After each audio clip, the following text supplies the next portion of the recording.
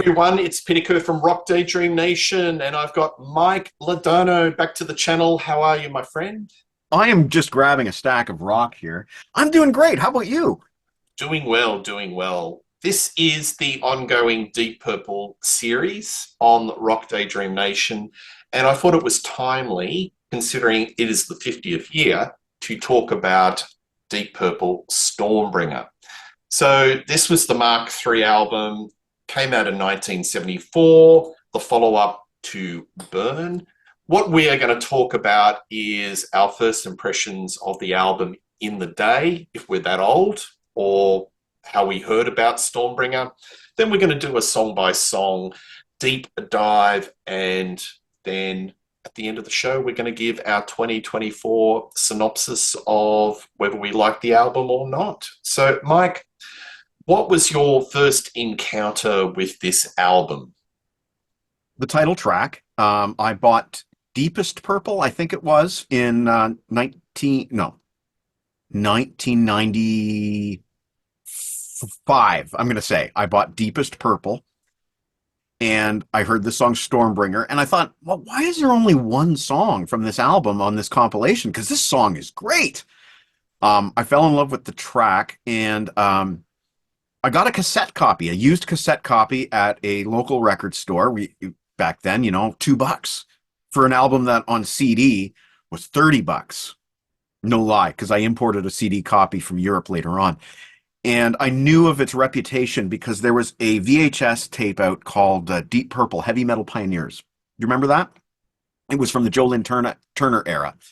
And one thing that Ritchie Blackmore said about that era of Purple, I'll never forget. He says, the music was becoming too bluesy. No, not bluesy, more funky. And I don't like funky rock. I like medieval rock, but I don't like funky rock. And I thought, wow, it's a really interesting statement. That's a very unique statement that I've never heard anyone make before.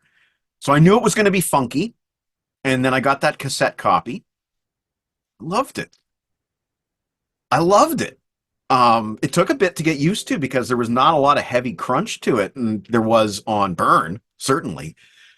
But I loved the smoothness of it. And I think you'll know what we're talking about as we go through this discussion. But it's a smooth album. And I gotta say, even though Blackmore didn't particularly care for this, I think he's got some great solo work on this album. I really do. Absolutely. Like you, my first encounter with this album was by proxy the song Stormbringer off the Deepest Purple album. And what a compilation. But only two Mark III songs, Burn and Stormbringer. The actual album, I think I first purchased in 1985, 1986, so I was quite late to it. And I I loved it. But it was very laid back. It was very much R&B, very much funky, completely different to the straightforward four on the floor rock of Mark II with the Yeah. Blackmore pyrotechnics. But the guitar work, I did gravitate. It was a different type of guitar work. So yeah, I liked it straight off the bat. Played it ever since. So why don't we do a bit of a deep dive? So we'll Let's do it. start off with Stormbringer straight off the bat. This is a banger of a song, in my opinion. What do you think of this song? I remember walking into a Blockbuster video rental store and hearing that song on the speakers. And I'm like, what the heck is going on? It was a movie called Twister with Helen Hunt and Bill Paxton. And I'm like, somebody understands Deep Purple. That song is so good. I think it sounds like something that would have been more like on Burn. Um, Coming out of nowhere, driving like rain. It's so powerful. And I think that riff, it's simple. A lot of Blackmore riffs are kind of simple at the core, but it's so effective. And I think I mentioned this on a prior show that you and I did together. Blackmore kind of recycled that riff a little bit later on in the Joe Lynn Turner era on a B-side called Slow Down Sister. There's a similar kind of and I noticed a lot actually preparing for the show how Blackmore likes to recycle certain musical ideas here and there. But I just think it's a fantastic track. David Coverdale has a great growl in there, and I don't know what he's kind of growling at the beginning of the song, where he's like, you know, the part I'm talking about at the beginning. I don't know what the heck he's saying there, but it's so effective. Um, I don't know what else I can say about this track. It's just so damn good and sounds like something that was part of Burn rather than every other song that follows it on this album. So in a way, it's kind of a bait and switch. You know, you hear this song, it's the only song that you hear from this album if you buy Deepest Purple. It's probably the only song that you were going to hear from this album if you were just listening to the radio. Yep. And then all of a sudden you get to the next song, which is Love Don't Mean a Thing, and it's a completely different animal, and it does not switch back to a Stormbringer vibe at all. Bait and switch. Yes, you're spot on. Blackmore was very prescriptive to David to say, I want these sort of lyrics. I don't want the baby, baby type lyrics. So Burn, Stormbringer, it's sort of like related to each other. I think David Coverdale's vocals on this are just so compelling, masculine, bluesy. He's really taking control. And I love Glenn Hughes's bass playing on this album, but this song, it's sort of, he does all these little passing notes and runs, and it's Yeah. just so, it just pushes the song. It's really got a bit of groove to it. And then you're going to hear this theme all the way through this show about the groove on Deep Yeah. Purple. But three notes, three or four notes, very compelling. You know, when Whitesnake were doing their, you know, last couple of tours, this gets played with Burn, and it's a signature David Coverdale vocal. It's a Yeah. great track. And you know, I didn't even mention this, but John Lord does some neat stuff on the synth at the beginning. That wanna wanna wanna wanna. You Yeah, know, it's yeah, very cool. It's very yeah, cool. yeah, absolutely. The band's firing on all cylinders. So, but yes, it is a bait and switch, and you know, you think, okay, it's going to be a bit more like this. So we go into "Love Don't Mean a Thing," Yeah. and it's a lot And quieter. It's a lot more laid back. yeah, and I love that opening guitar line. It's so smooth, Mm. and in comes the Yeah, soulful vocals, and it's a the completely different animal. But I like it, and I can't say I always did. You know, that first mm, few times running that cassette through that tape deck, I'm not sure I liked it that much. But now I do. And I just, as soon as I hear that opening guitar figure, I'm just, yes, yeah, let's get on with it. And I think this is the song where he's singing about that money. yeah, yeah. And there's a funny story in the liner notes here about that, which is apparently they ran into like a kind of a busking street musician who was singing this song about money, and they were loving Yeah. it. And I guess they pulled him onto the airplane and kind of got him to help them write the Mm, song, and they never got his name, disappeared, mm, and he'll never get a writing credit for this song. yeah, yeah. I've always thought that David Coverdale and Glenn Hughes were like the Sam and Dave of hard rock, how they trade off Sure. vocals. Sure, yeah. Those beautiful soul bands, those acts. And they were listening to a lot of Sly and the Family Stone. They were listening to a lot of Stevie Wonder, a lot of R&B, Mhm. bringing this sort of influence to the album. And that really got Blacker's ears up. I don't like that. So even though my understanding of this album is Blackmore didn't do too many takes of the songs that he didn't like, but boy, he could still play funk, rock. He could He still play could. R&B. He And there's could. one particular song where he wasn't even trying at all, and you know, pulls out this riff that us mere mortals wouldn't even dream of. But I love this song. It's laid back, and the vocals shine, and they're Yeah. trading off, Hmm. and it's got this wonderful sort of vocal interplay between David and Glenn. It's like a conversation. It's like you and I are having a conversation, but it's vocal. And I just wish, this was played a lot more.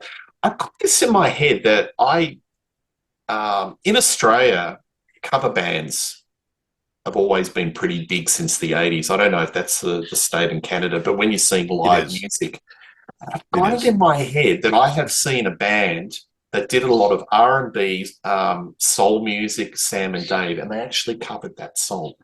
But it's Wow. just one of those things that maybe the memory is playing tricks on me, but I've just got it in my head that I actually have heard a cover band in Australia play this song.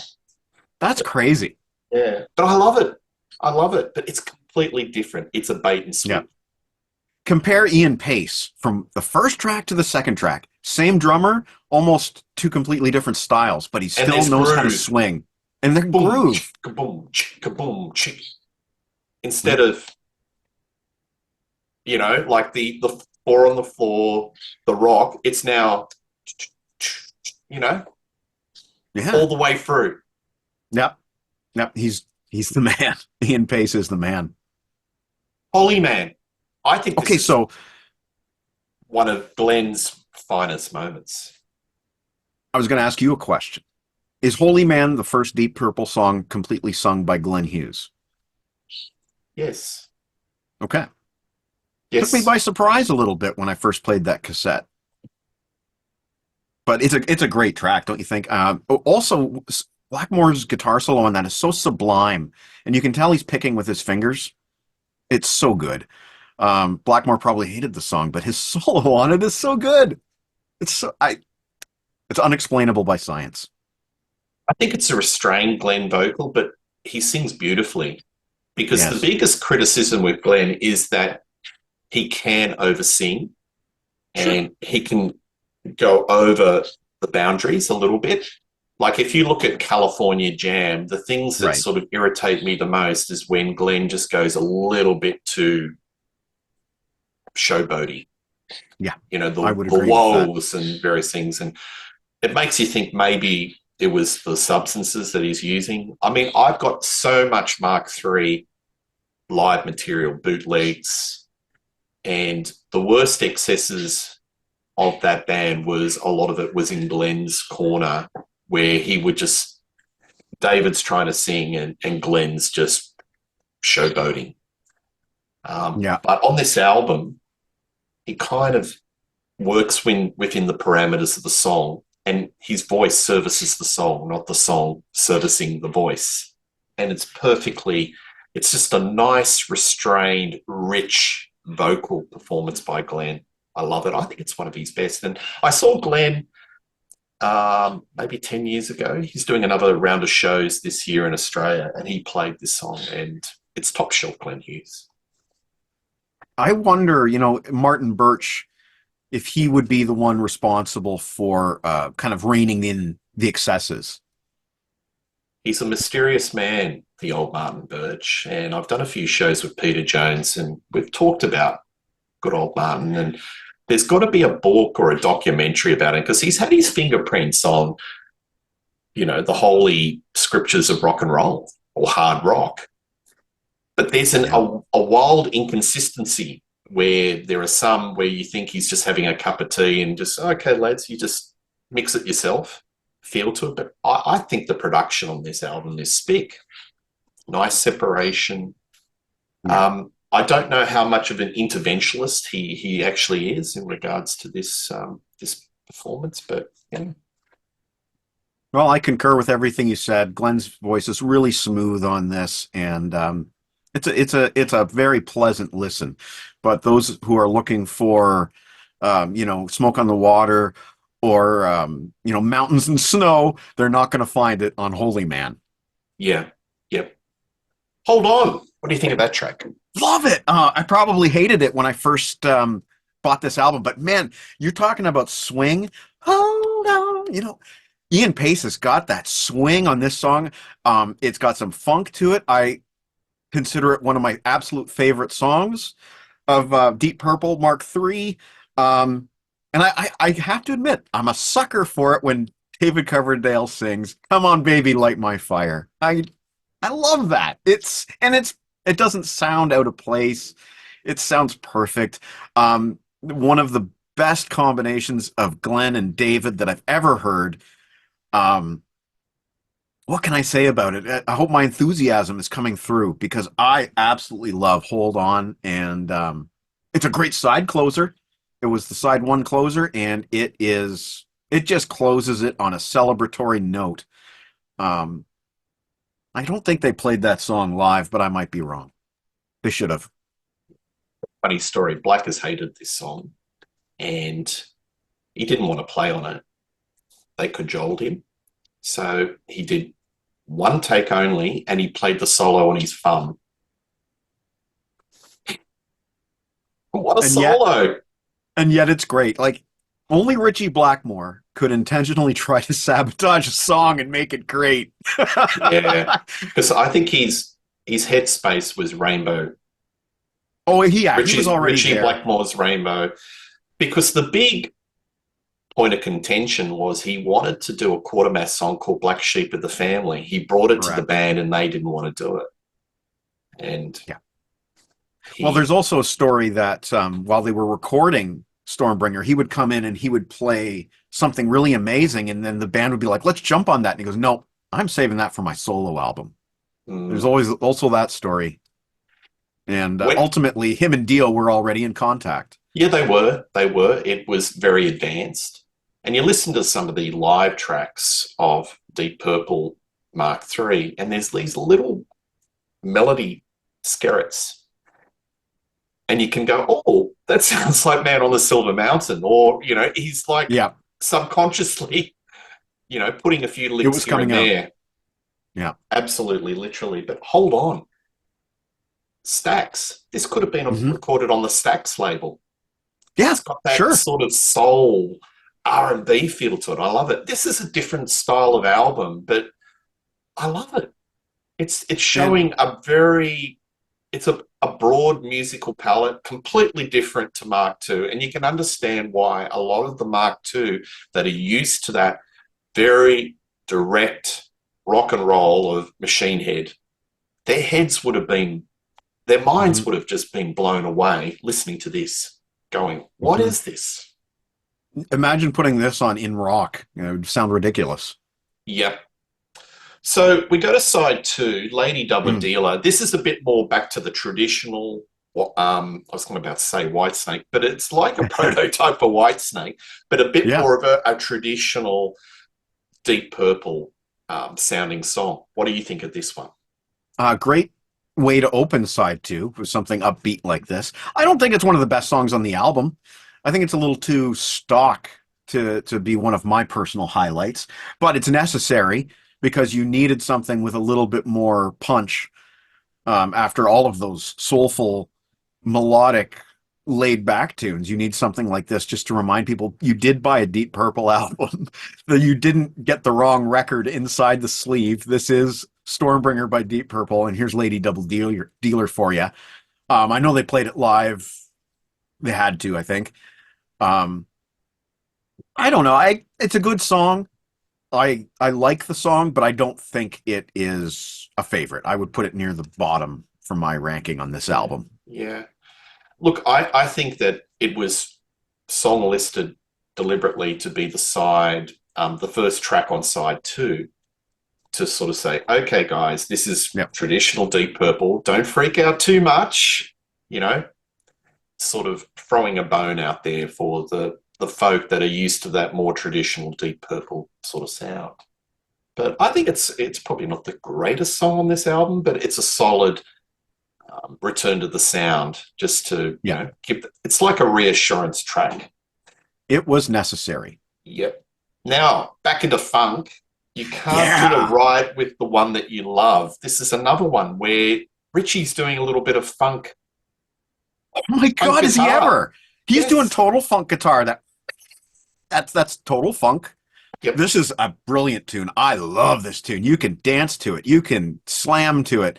Um, it's got one of the best grooves on the whole album. Mm, It moves, and it is not at all like a Deep Purple song. But absolutely. another great David and Glenn. Uh, Sam and Dave just trading yeah, off. doing it again, and that was a great combination. what can I say? I'm sure you will have a lot to say about it, but I think it's just a fantastic song, even though again, probably didn't like it the first time I heard it. A lot of these songs I didn't necessarily like the first time I heard them because they were not inside my usual wheelhouse. Yeah, But once I caught that groove, I couldn't, I can't let go. It's so good.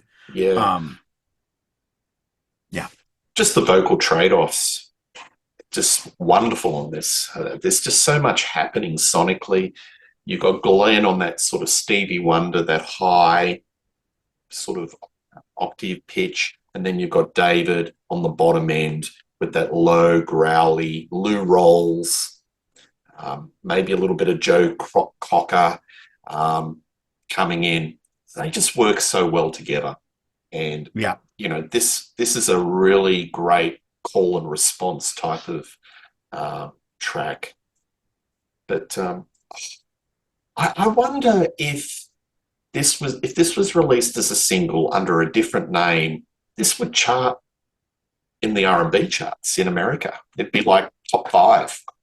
Yeah, But yeah. everything is pigeonholed and categorized. Oh, it's Deep Purple. But David Coverdale has crossed over genres throughout his entire career, even mm, into Whitesnake with a song like "Need Your Love So Bad," or even the deeper the love in a way. But he could sing funk. He could sing R&B, and I don't think he's ever been as adventurous as he was on this album, which is the Glenn influence. So yeah. Glenn is the driver of this.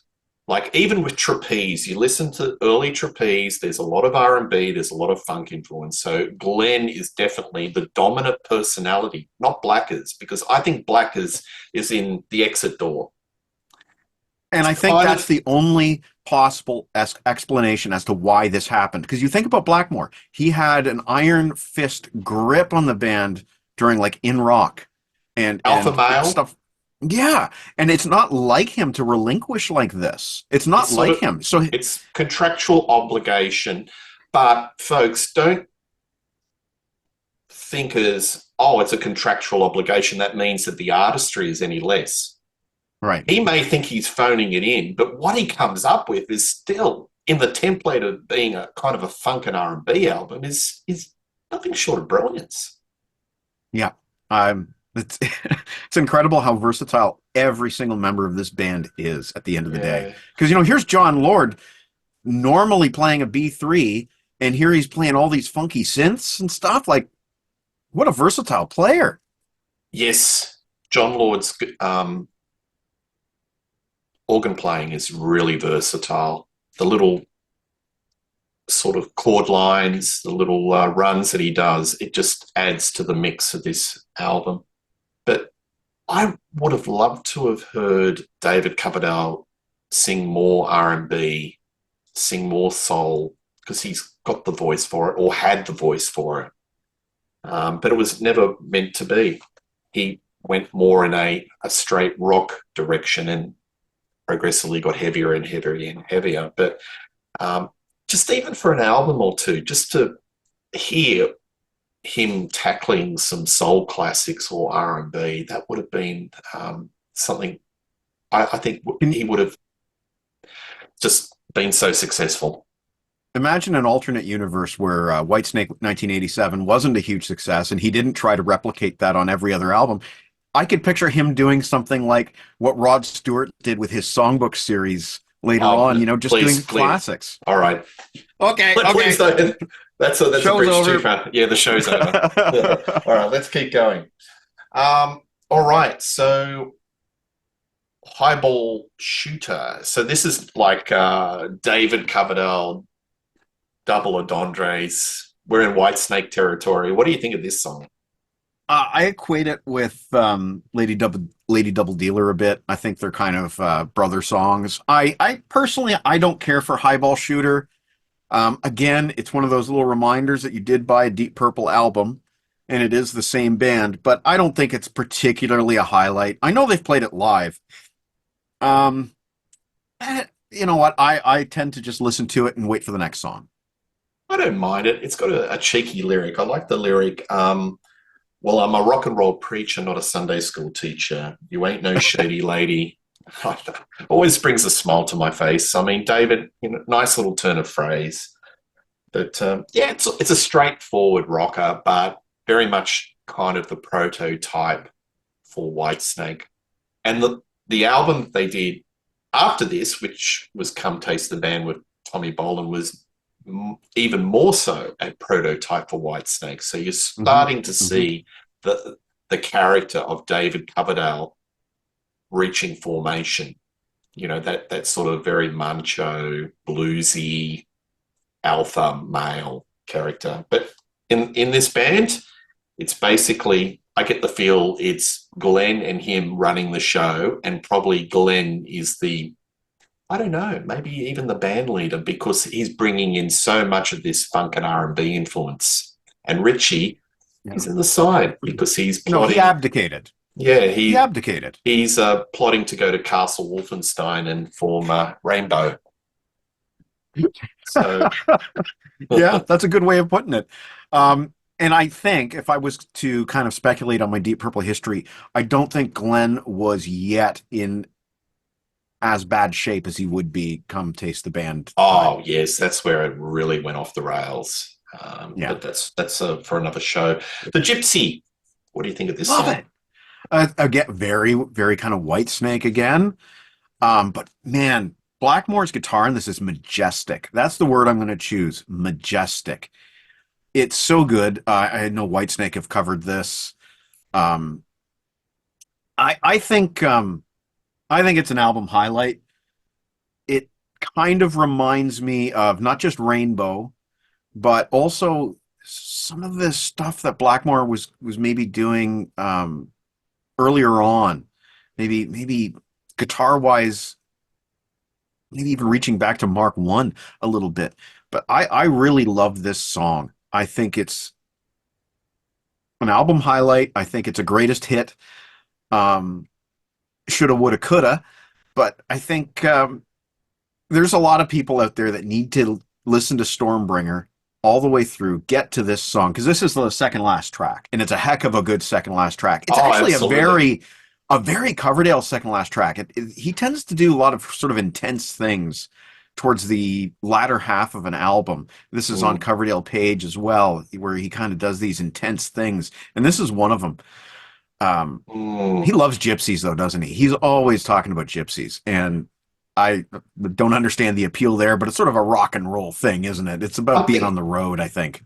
I think it's a 70s thing because there was a lot of mystique about gypsies. Probably in today's age, it sort of seems a bit cute and anarchic from another time. But I think, yeah, look, it's a great song.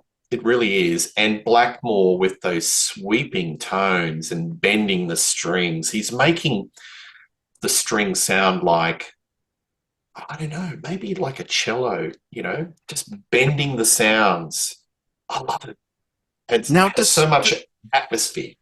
did Blackmore play with a scalloped fretboard back Yes, then? he did. Yes, Okay, yeah, yes. Pretty that's sure, but I'm sure some viewers will correct me. But yes, he was. He was using all these different tricks just to bring out the richest tone. The thing about Blackmore is that you can close your eyes and somebody will play a new Blackmore track, and you'll know, oh, that's Blackmore. He's got that defined sound. I have heard this said about certain guitar players before, but Ritchie Blackmore's tone is coming from his fingers. It's all there. Um, I mean, the guy is a master, and he makes a guitar. I like to use the metaphor. He makes it sound like butter. It's just so smooth and creamy, you know? Every note counts. Yeah, yeah. Um, but I've heard stories that when he used to record in the studio, he'd do a solo, and every single solo would be different. I believe that. He is he cannot stand still. It's sort of like always moving, always creating, putting it out there. And I think the songs on this album, you can tell which songs he is fully engaged with, where the tone, the Mhm. sound is pushed up.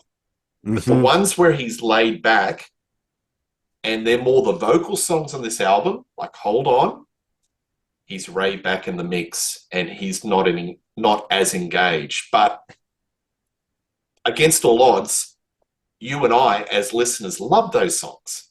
But I'm just saying, from a guitar perspective, the ones where the tone is really pushed out, you can tell that he is engaged with the material, and Gypsy is one of those. Now, can I ask you, do you think the guitar solo on this sounds at all like Rainbow? Because that's what I'm hearing. Yes, yes, it's a prototype for Rainbow. Yeah. Absolutely. A little bit of Stargazer, maybe. Yes, leading into that. And then the last song, Soldier of Fortune. Wow, what a closer. Whitesnake played it unplugged. It's perfect for the unplugged setting. Um, yeah, Coverdale's really good at these kind of closing ballads, isn't he? He's done them before. I'm thinking Slip of the Tongue. Uh, man, what a guy. This is just one of those quintessential David Coverdale closers. I wouldn't be surprised if he was sort of the driving force behind this song. Um, I think Blackmore probably enjoyed it because it does have a little bit of that medieval flair that he Yes. was. We now know is at his. It's in his heart. That's what he Yeah. loves.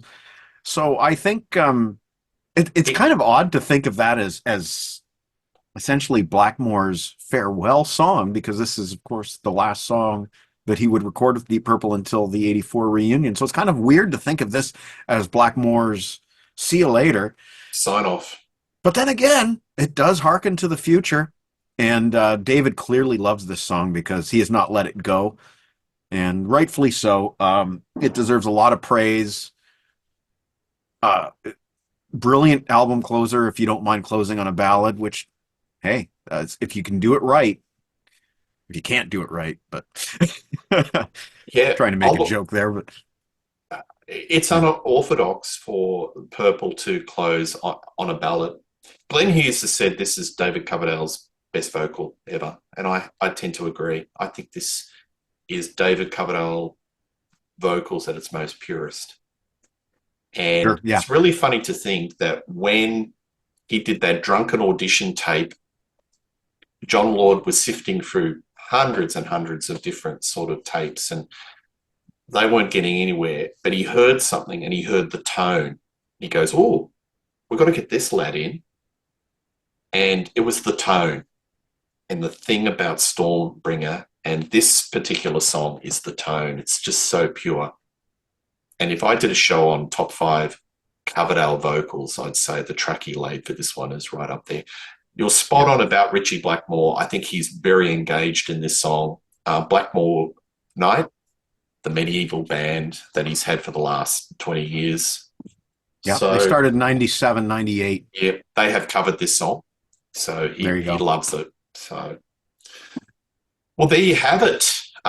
This is a very different sounding Deep Purple album. So, Mike Ladano, what is your synopsis of this album with 2024 ears? Well, as you know, I did play it a number of times this week, and I also just for fun played Burn, and also just for fun played Perfect Strangers. And it's very different from this is a unique island in the sea of Deep Purple. There's no other album like this. Come Taste the Band has maybe some funky moments that could have crossed over, but Mm, that's a much heavier album too.